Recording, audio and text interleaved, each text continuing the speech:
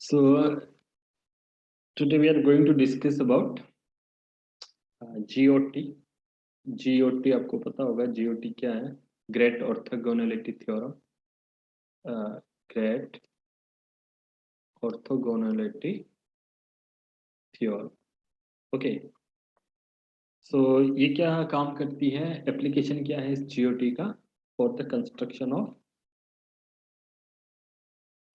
For the construction of character table. Character table बनाने के लिए इसका यूज होता है. ओके. सो जीओटी के देर आर 4 पोस्टुलेट्स. यहाँ पे क्या होता है? जीओटी के 4 पोस्टुलेट्स होते हैं. पोस्टुलेट्स मतलब रूल.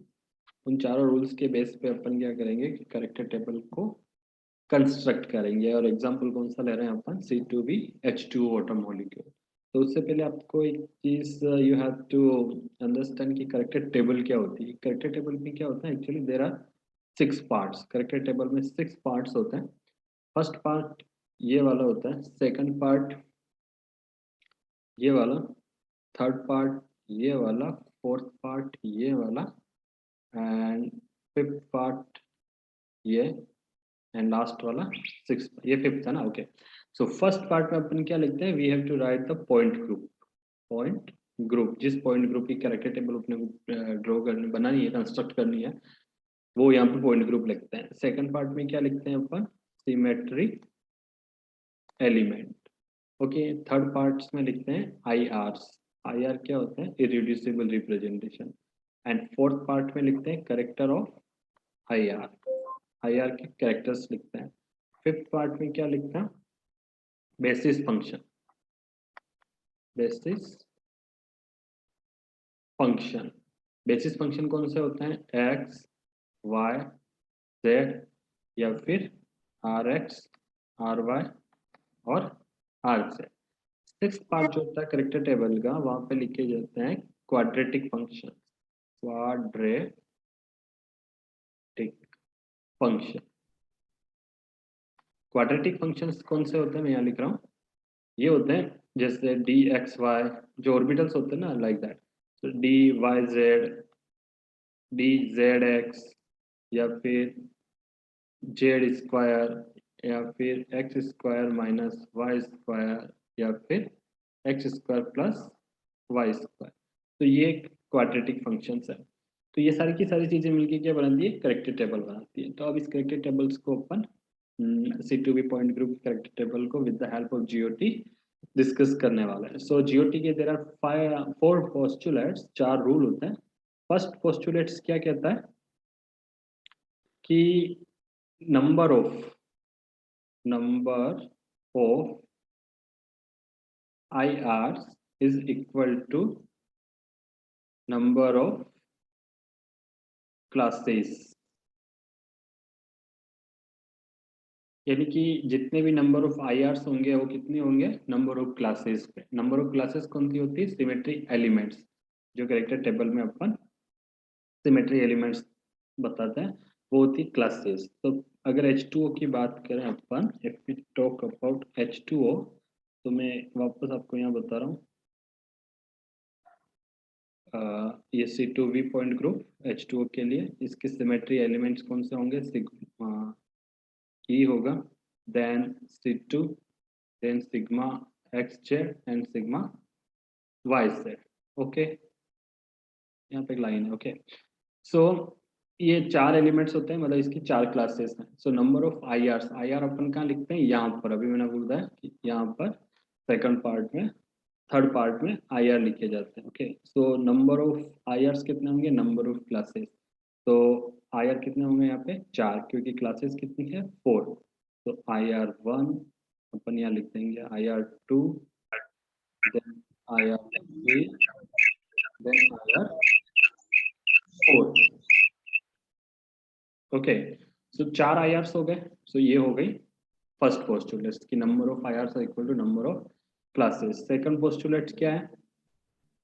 सेकंड पोस्टुलेट है sum of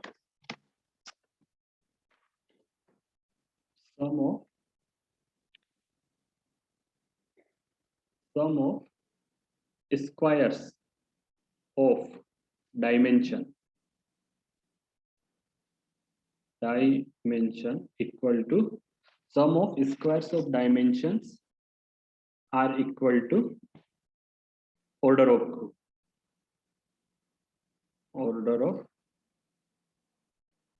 group. Okay, so sum of squares of dimension of are equal to order of group. Order of group C2 का कितना होता है अपने को पता है 4.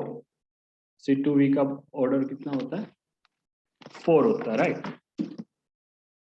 सो sum of squares of dimension. अब डायमेंशन क्या होती है? डायमेंशन क्या होती है? This is the character for, it is character of E का कैरेक्टर. ई का जो कैरेक्टर होता है वही डायमेंशन होती है. ओके, सो अपन ये कैरेक्टर टेबल बना रहे हैं. सो अपन यहाँ पे मान लेते हैं फॉर एग्जांपल कि जो ई का कैरेक्टर है वो K1, this is K2, this is K3 and this is, या थोड़ा ड्राइंग में मिस्टेक है आप समझ लेना, K4. Okay, so this is K1, K2, K3 and K4 मान लेते हैं. सो पोस्टुलेट बोलता है sum of squares of dimension. Dimension कौन सी हो गई? जो ई का कैरेक्टर होता है. ई का कैरेक्टर कौन सा है? K1 IR1 के लिए, K2, K3, Kn, K4. तो इसको अपन क्या कैसे लिख सकते हैं? अपन लिख सकते हैं K1 का स्क्वायर प्लस K2 का square plus K3 square plus K4 square is equal to order of group. Order of group क्या? 4. सो अब अपने को इस इक्वेशन को सेटिस्फाई करना है. अगर अपनी इक्वेशन में K1 की वैल्यू 1 रखें, ओके, और K2 की वैल्यू भी 1, K3 की वैल्यू भी 1, K4 की वैल्यू भी 1, तो इनके स्क्वायर्स का सम, तो 1 square plus 1 square plus 1 square plus 1 square, इसका आंसर क्या आ जाएगा 4. सो K1 की वैल्यू अपने पास कितनी आ गई 1, K2 की भी 1, K3 की भी 1, K4 की भी 1. सो अपन यहाँ पे कैरेक्टर टेबल में लिख देते हैं इसको.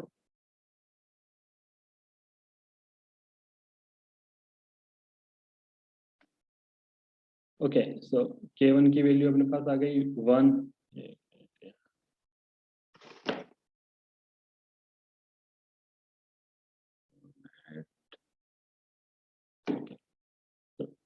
K1 की वैल्यू 1, K2 की वैल्यू भी 1, K3 की वैल्यू भी 1, K4 की वैल्यू भी 1. तो ये हो गया आपका सेकंड पोस्टुलेट. अब थर्ड पोस्टुलेट क्या बोलता है? थर्ड पोस्टुलेट सेज कि सम ऑफ, थर्ड पोस्टुलेट कहता है कि sum of squares of character of IR equal to order of group. यानी कि जो कैरेक्टर है IR के, यानी कि यहाँ पे जितने भी कैरेक्टर्स आएंगे वो सारे के सारे उनके स्क्वायर का सम अगर अपन करेंगे तो उसके ऑर्डर ऑफ ग्रुप के इक्वल होगा. तो अपन इसको मान लेते हैं फॉर एग्जांपल ये K1, K2, K3, K4 माना, इसको K L1, L2, L3 and L4, इसको अपन मान लेते हैं M1, M2, M3, M4. इसको मान लेते हैं अपन N1, N2, N3 and N4. सो ये क्या बोल रहा है third postulate? It says the sum of squares of character of IR is equal to order of group. Okay, so character कौन से, सपोज अपन वी टॉक अबाउट IR1, तो इसके कैरेक्टर कौन कौन से हो गए? K1, L1, M1 and M1. तो इसको इसमें लिख देते हैं K1 square plus L1 square plus M1 square plus N1 square is equal to 4. अब अपन को इसकी वैल्यू फिट करनी है. K1 की वैल्यू अपने पास है already 1, so it is 1 square plus इसकी भी वैल्यू अपने को 1 ही माननी पड़ेगी क्योंकि because we have to satisfy this equation. Okay, तो सारे के सारे 1 हो गए। Now equation will be satisfy. तो L1 की वैल्यू भी 1 आ गई, M1 की वैल्यू भी 1, N1 की वैल्यू भी 1 सो वी कैन राइट कि ये जो L1 की वैल्यू 1, M1 की वैल्यू 1, N1 की वैल्यू भी 1 है। It's okay, so this is the third postulate. Okay, so अब अपन फोर्थ पोस्टुलेट्स देख लेते हैं।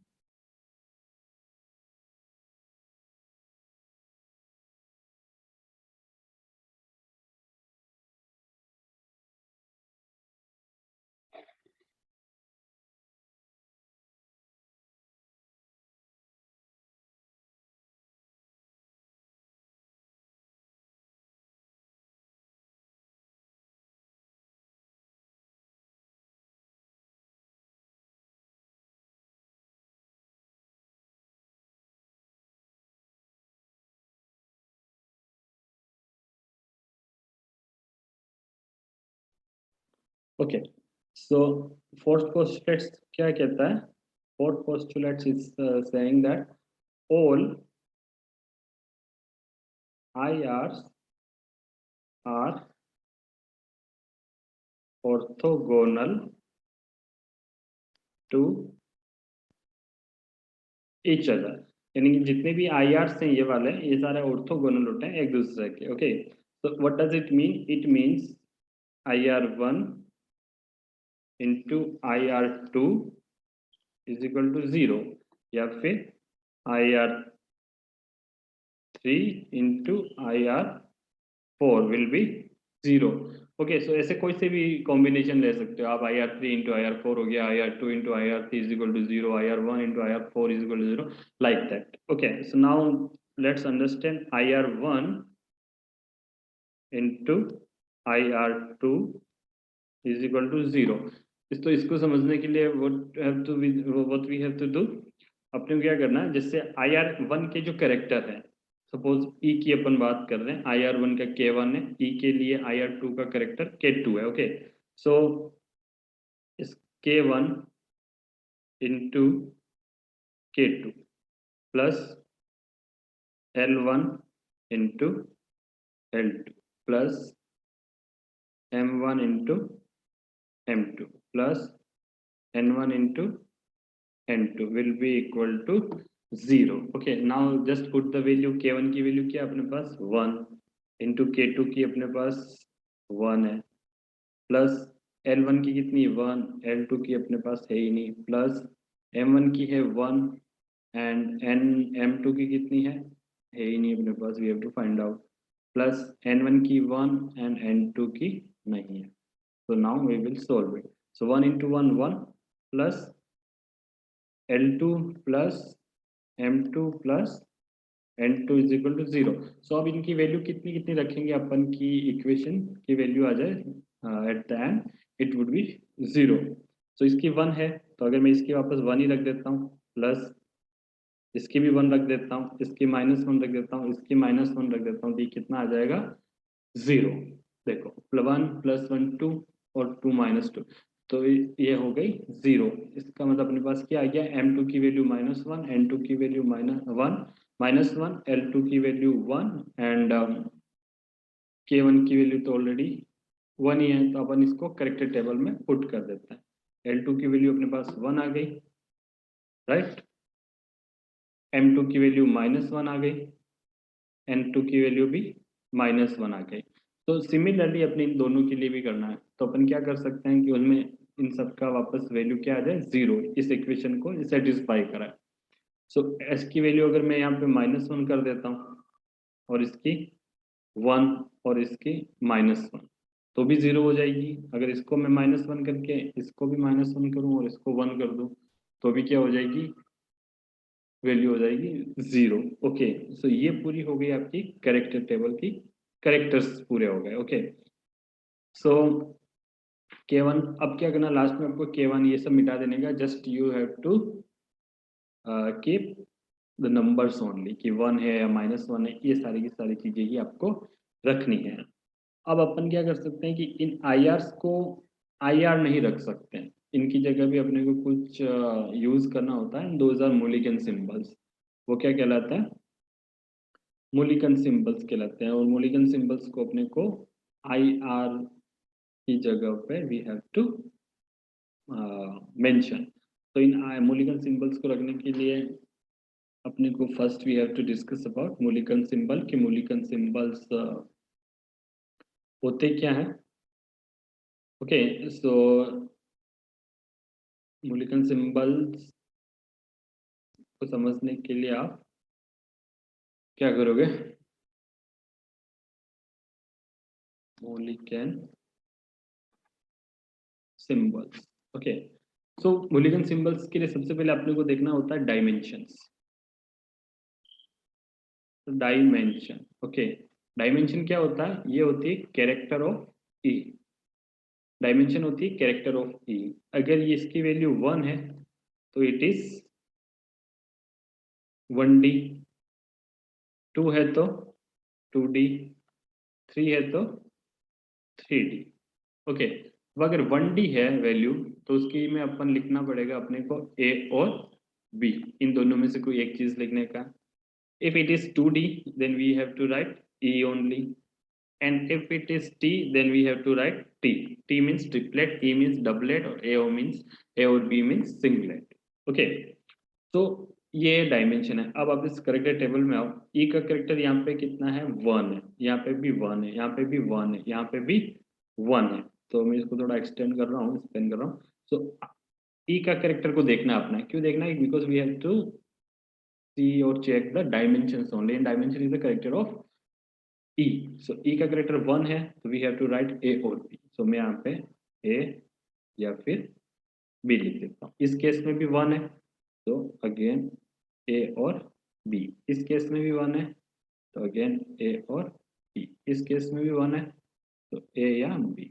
अब अपन दोनों तो नहीं लिख सकते हैं, तो वी हैव टू डिसाइड कि वेदर देयर विल बी ए और बी। ए और बी में से कौन सा आएगा? तो इसके लिए अपने को दूसरी चीज क्या देखनी रहती है?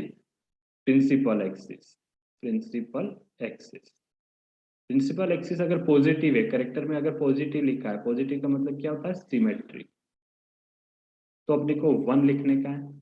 अगर ये सॉरी ए लिखने का है। अगर प्रिंसिपल एक्सिस में किसी करेक्टर के सामने नेगेटिव है तो अपने को क्या लिखना है?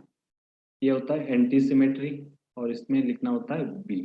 ओके, सो अब अपने को जस्ट चेक करना है कि प्रिंसिपल एक्सिस में प्लस है या माइनस। तो C2 है, प्रिंसिपल एक्सिस C2 में क्या है? प्लस है, यानी कुछ नहीं, इट मीन्स प्लस। तो प्लस है तो अपन क्या है? बी को मिटा रहे हैं, मतलब we will write A.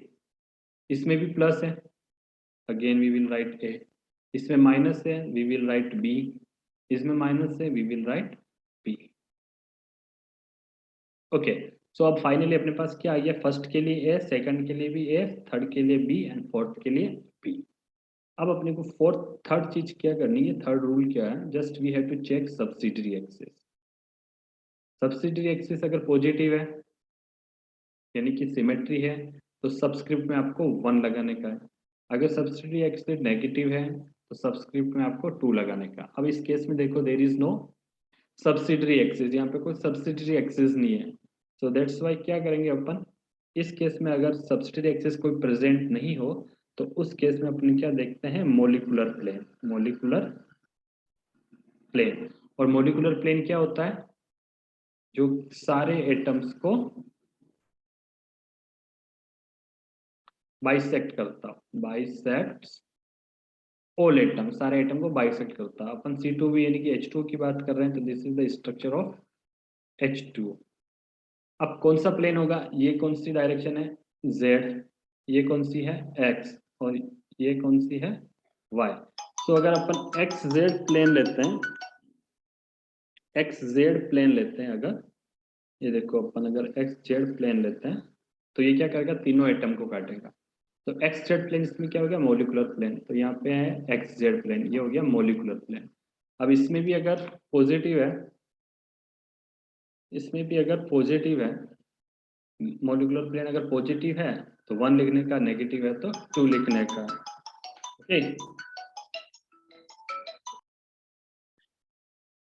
So molecular plane में देखो यहाँ पे प्लस लिखा है तो अपन क्या लगा देंगे 1, माइनस लिखा है यहाँ पर, यहाँ लगा देंगे 2, इसमें वापस प्लस लिखा है तो we will put 1 and here is minus, that's why we will put here 2। तो अपने पास फाइनल क्या आ गया A1 A2 B1 B2। Now अपने को क्या देखना रहता है, इन्वर्जन सेंटर, फोर्थ रूल है इसका मोलिक्यूल सिंबल का, इन्वर्जन सेंटर। इन्वर्जन सेंटर अगर पॉजिटिव है तो अपन G लगाते हैं, अगर ये नेगेटिव है then we have to put U। Z means gerade, gerade means symmetrical, U means ungerade, ungerade means unsymmetrical. But in this case कोई I प्रेजेंट नहीं है एलिमेंट में तो अपन इसको कुछ यूज नहीं करेंगे, अगर है तो यूज करना है। फिफ्थ रूल क्या कहता है, now we have to check the sigma h, horizontal plane check करने का।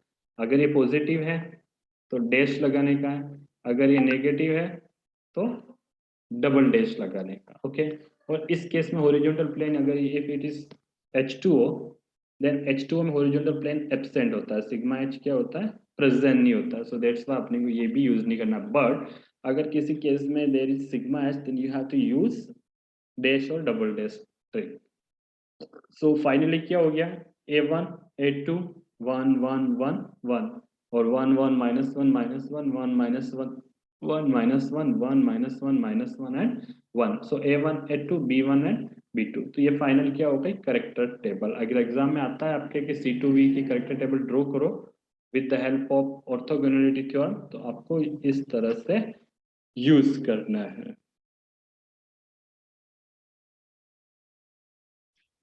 ओके सो एक चीज और रहती है रिप्रेजेंटेशन, ये भी आपके एग्जाम में पूछे जाते हैं कभी कभी,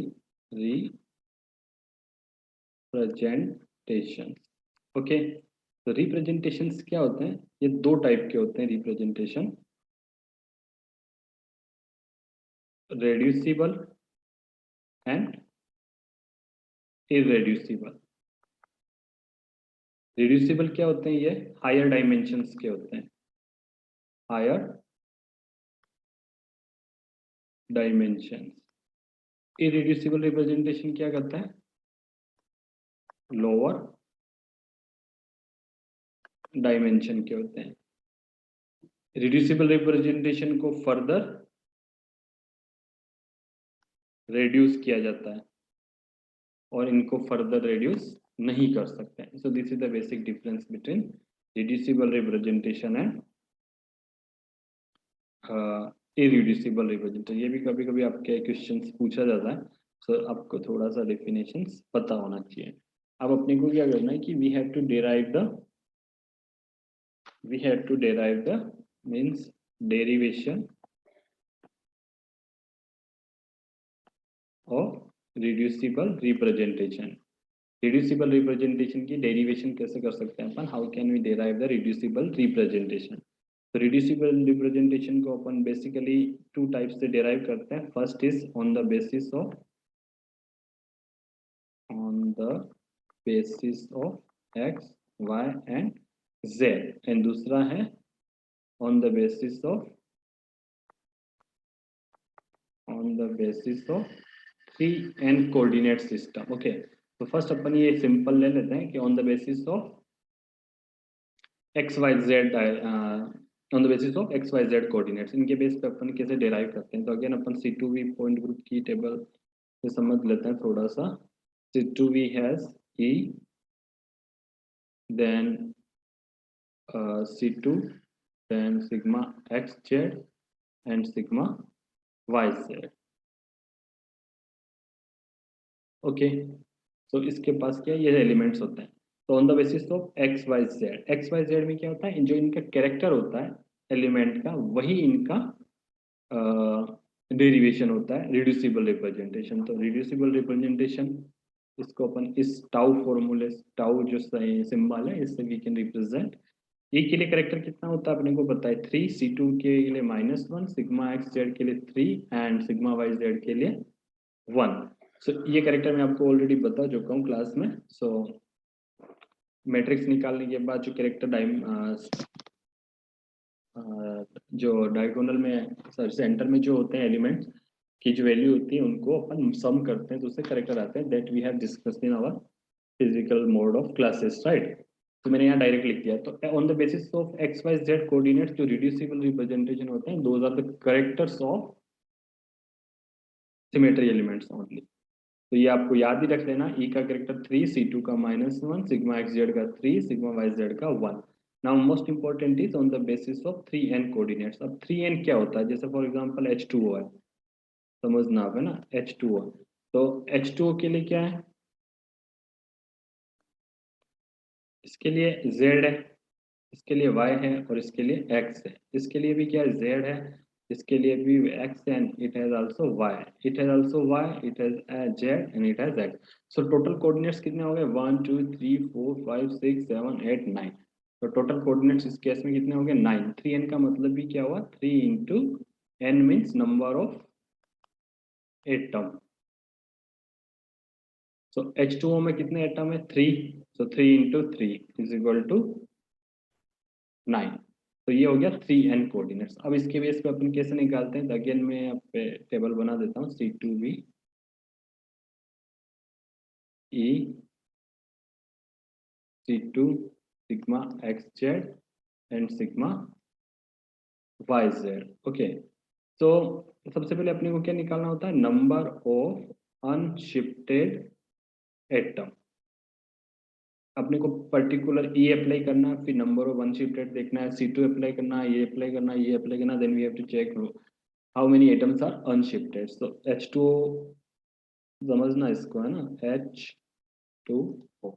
अब ई जब अप्लाई करते हैं तो क्या होता है, ई के केस में क्या होता है, नो चेंज, कोई चेंज नहीं आता, यानी कि कोई एटम शिफ्ट नहीं होता, मतलब ना तो ये मूव करेगा, ना ये मूव करेगा, ना ये मूव करेगा। तो इस केस में कितने, 0 atoms are unshifted. This is the very simple, sorry, कितने अनशिफ्टेड, कितने, ये भी मूव नहीं कर रहा, ये भी मूव नहीं कर रहा, ये भी मूव नहीं कर रहा, मतलब तीनों एटम क्या है, अनशिफ्टेड है। Now C2 we will apply, तो C2 कहाँ से अप्लाई होगी, यहाँ से हो रही है अप्लाई C2। C2 के केस में जिस, अब एक और चीज यू हैव टू रिमेम्बर कि जो एलिमेंट, सिमेट्री एलिमेंट जितने एटम को टच करता है वो एटम क्या होते हैं, अनशिफ्टेड होते हैं, अदरवाइज सारे शिफ्ट होते हैं। तो C2 एक्सिस के ऑक्सीजन को टच कर रही है, मतलब एक एटम को टच कर रही है, दैट्स व्हाई इसमें अनशिफ्टेड एटम क्या हुआ, 1। सिग्मा एक्स जेड कैसे लगाएंगे अपन, ये वाले प्लेन लगाएंगे, राइट। ये जेड, ये एक्स, तो ये कितने को टच करेगा, ये तीनों को टच कर रहा है, इसको भी कर रहा है, इसको भी कर रहा है, इसको भी कर रहा है, सो दैट्स व्हाई 3। और सिग्मा वाई जेड लगाएंगे, this is H2O। Y z क्या होगा, ये प्लेन होगा और ये जेड वाला प्लेन, यानी कि ये टच करेगा ओनली, यानी कि सेंटर से जा रहा है, राइट। तो ये ऑक्सीजन को टच कर रहा है, दैट्स व्हाई 1 ओनली। ओके, ये बात समझ में आ गई ना आपको। तो ये हो गए नंबर ऑफ अनशिफ्टेड एटम, कि कितने एटम अनशिफ्टेड हुए, राइट। ओके, अब क्या करते हैं अपन, यहाँ पे कैरेक्टर्स लिखते हैं जो अपन ऊपर देख चुके हैं ऑलरेडी। ई का कैरेक्टर कितना है, 3। C2 का कैरेक्टर कितना होता है, -1। और इसका कैरेक्टर कितना है, 1। प्लेन का कैरेक्टर 1 ही होता है ना। 1 minute, 1 minute, let me check.